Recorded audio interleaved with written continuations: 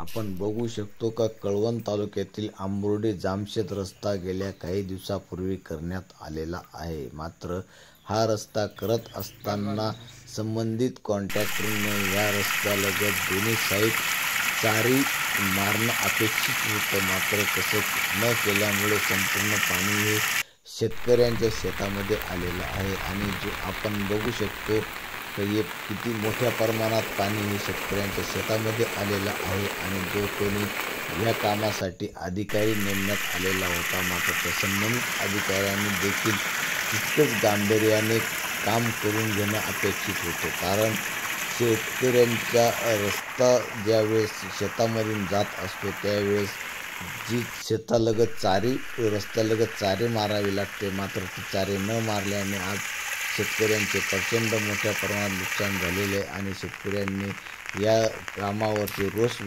संबंधित अधिकारी आणि कॉन्ट्रॅक्टरवरती रोष व्यक्त केलेला आहे. आपण काय आहेत शेतकऱ्यांच्या प्रतिक्रिया ते देखील जाणून घेण्याचा आपण प्रयत्न करणार आहोत.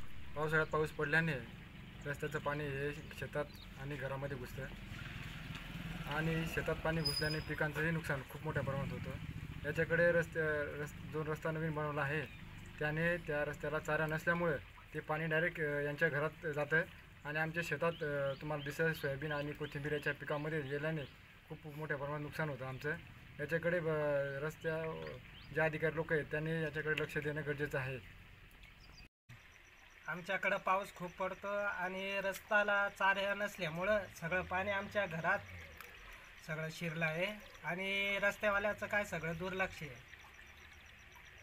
घुसल्यामुळं आम्हाला राहण्याची आणि सगळीच गैरसोय झालेली आहे.